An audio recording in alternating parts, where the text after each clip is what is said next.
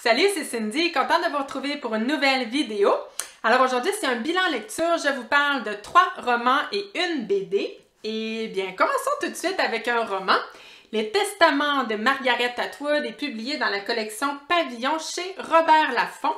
Alors ce livre-là, c'est la suite de La Servante écarlate que j'avais également lu et que j'avais trouvé profondément ennuyant.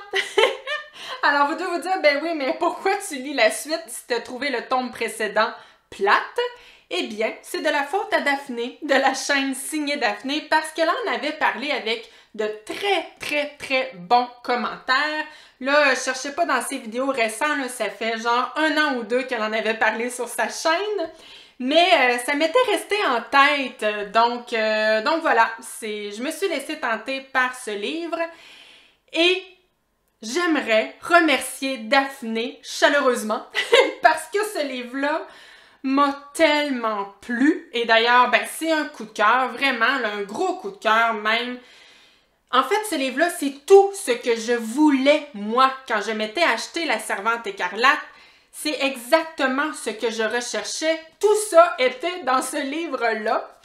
Alors, premièrement, je vous dis l'histoire. On est avec 3 personnages de femmes. Donc, on est avec une jeune fille qui, elle, est une enfant de Galahad. Donc, dans une famille telle qu'on la connaît à Galahad. Donc, c'est-à-dire, c'est une fille d'un commandant. Elle a des 3 Martha, qui sont les espèces de femmes qui entretiennent la maison et qui font la cuisine. Donc voilà, une jeune fille qui, elle, habite à Galahad. Ensuite, l'autre personnage, on est avec une fille qui est née à Galahad, mais qui l'ignore parce qu'elle, elle habite au Canada. Et d'ailleurs, elle manifeste contre cette République de Galahad-là. Donc, d'ailleurs, je vous ai pas parlé de la République de Galahad, mais peut-être n'avez-vous pas vu la série télévisée ni lu La Servante écarlate. Eh bien, c'est une république qui est fondée par des dirigeants religieux fanatiques et c'est une république où la femme n'est autre chose qu'un utérus, hein, parce que la femme sert seulement à procréer et si elle est chanceuse, elle peut aussi être maman, mais sinon, elle fait rien d'autre. C'est l'homme, l'être suprême, c'est l'homme qui est intelligent, la femme n'est rien d'autre. Donc voilà. Et le 3e personnage féminin, on est avec Tante Lydia. Et les tantes, c'est elles qui s'occupent, qui gèrent un peu les femmes finalement, entre autres les servantes, donc ces femmes, ces mères porteuses-là telles qu'on a connues dans La Servante écarlate. Et donc, quand on est avec Tante Lydia, ces chapitres-là sont un peu écrits comme un journal intime, c'est-à-dire qu'elle nous parle vraiment à nous, le lecteur, et elle nous raconte comment elle s'est retrouvée là dans cette république, et elle nous raconte son ascension aussi, parce qu'elle va devenir un peu la chef des tantes. Et donc voilà, je vous en dévoilerai pas plus sur les personnages, mais sachez que les 3 personnages vont converger et là, il va y avoir une histoire autour de tout ça. Quand je vous dis que c'est tout ce que je voulais, les 3 personnages étaient tellement captivants et ce qui était génial, c'est qu'elle nous permettait de voir la République de Galahad, qui est une espèce d'univers en soi tellement passionnant, tellement riche dans un livre. Et les 3 personnages nous permettent de voir cette république-là d'un angle différent. Donc, d'une fille qui est au Canada hors de tout ça, d'une fille qui est vraiment en pleine république, et la tante Lydia qui travaille, elle, pour la République de Galahad. Et que dire aussi du suspense de malade, ouais. En tout cas, du crescendo, j'ai aimé ça parce que plus on avance dans le livre, plus ça monte. Un moment donné, c'est comme « Ah! Wouhou! » C'est malade! Moi, la fin, je l'ai tellement lu rapidement parce que, c'est ça, je la dévorais complètement. Et c'est ce que j'avais pas retrouvé, moi, dans La Servante écarlate, tu sais. Tout le long du premier tome, moi, ma lecture, c'était comme... Hein? C'est ça, du début à la fin. Alors qu'ici, c'était wouhou! Bon, je pense que vous avez compris. J'ai adoré ce livre-là. Puis si, vous, tel que moi, vous n'avez pas aimé La Servante écarlate, ne vous arrêtez pas au premier tome. Celui-ci, en tout cas, c'est mon avis toujours, mais celui-ci en vaut vraiment, vraiment, vraiment la peine. Voilà, mon Dieu, je me suis quasiment trop excitée, j'ai l'impression de ne plus avoir d'énergie pour vous parler, pour vous parler des prochains livres. Les 3 prochains livres, je les ai lus dans le cadre du défi des fiertés organisé par Karine la bouquineuse. Donc, le but était de lire de la littérature LGBTQ+. Alors, le premier livre dont je vous parle, c'est La saveur du printemps, écrit par Kevin Panetta, illustré par Savannah Ganucheau et publié aux éditions Jungle. Alors ici, on est avec le personnage de Harry. Harry aimerait déménager dans une autre ville avec ses amis, donc il veut aller en appart avec eux et il veut partir son groupe de musique, mais cette idée-là ne plaît pas beaucoup à ses parents parce que ses parents ont besoin de lui, parce que Harry travaille dans la boulangerie familiale. Et donc Harry se dit, bon, ben je vais essayer de trouver mon remplaçant parfait pour travailler à la boulangerie de mes parents, justement.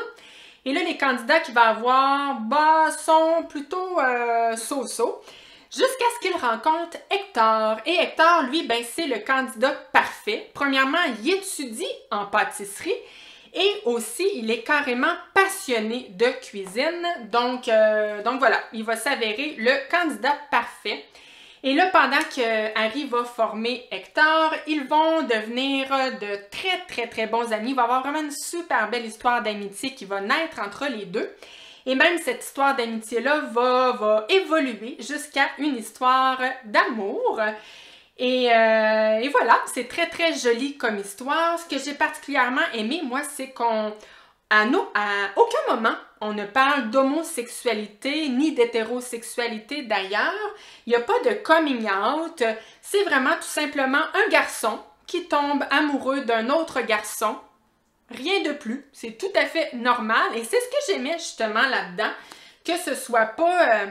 qu'il n'y ait pas un focus mis autour de... Tu sais, j'avais pas envie, moi, que le personnage d'Harry...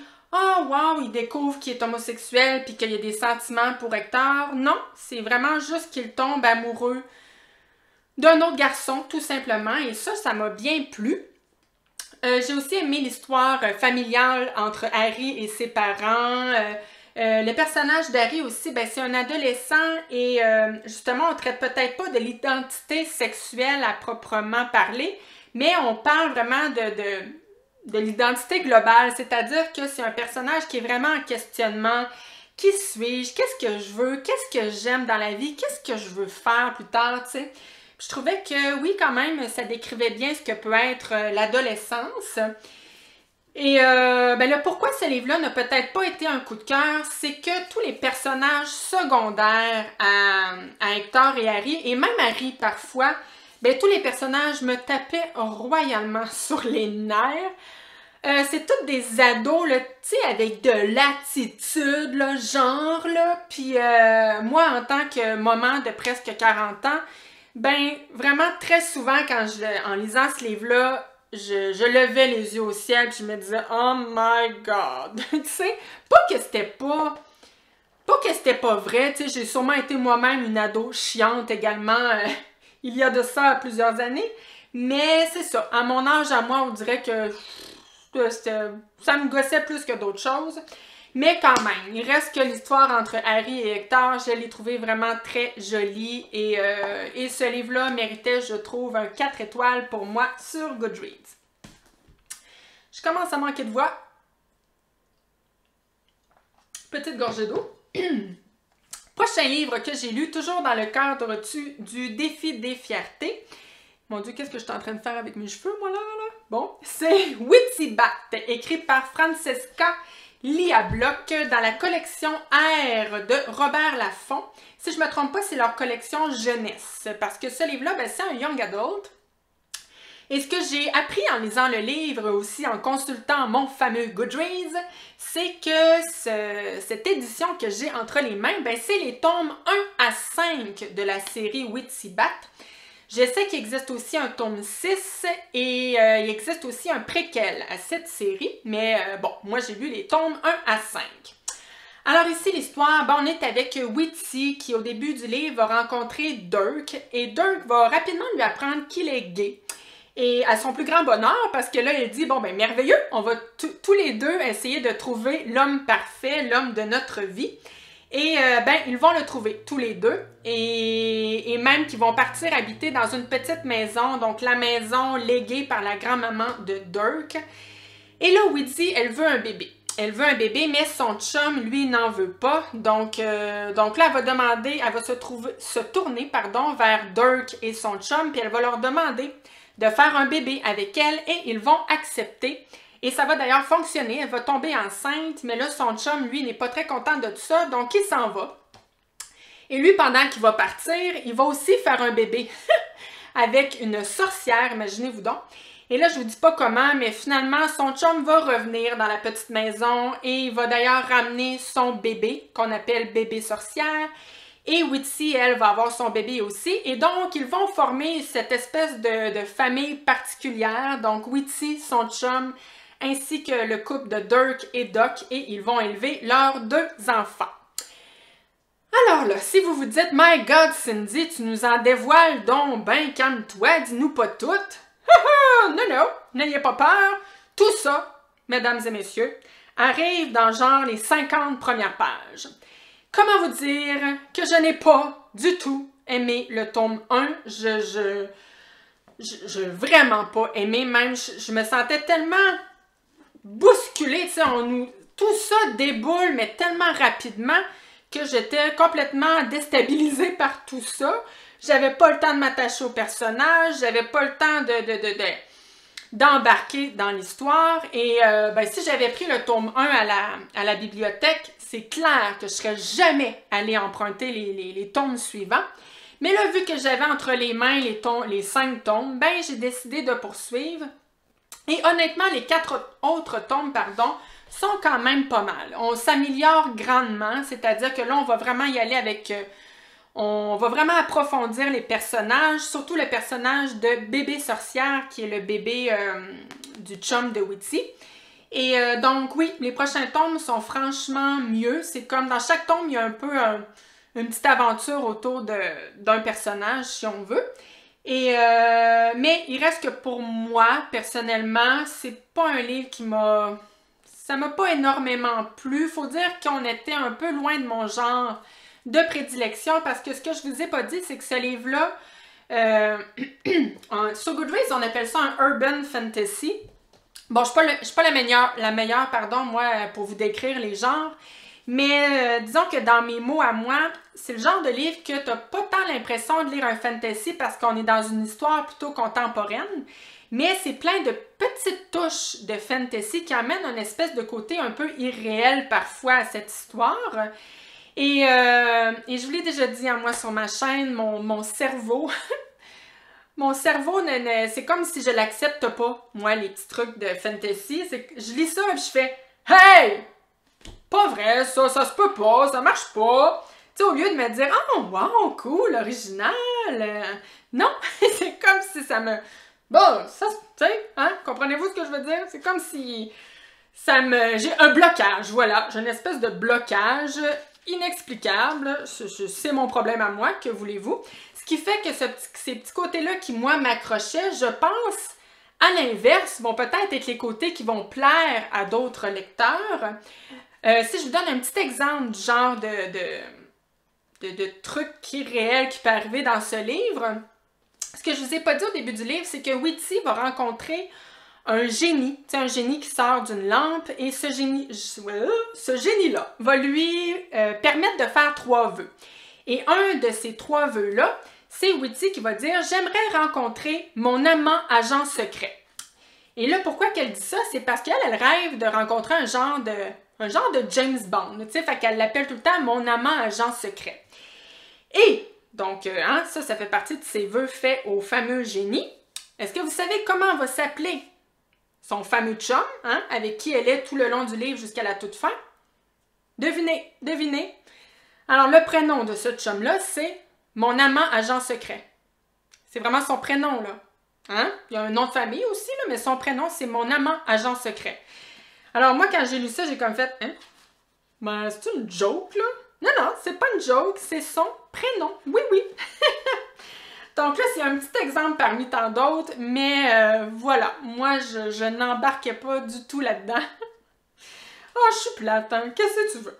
Fait que, voilà, ce que je peux donner à ce livre-là, c'est qu'il a bien vieilli, parce que le premier tome a été écrit en 1998. Non, en 1989. Hey, ça fait quand même un bout, là, ça fait plus de 30 ans. Et franchement, je trouvais que ça avait bien vieilli. J'avais pas cette impression-là, moi, de lire un livre qui a été écrit fin des années 80. Donc pour ça, je dois dire que c'était pas mal.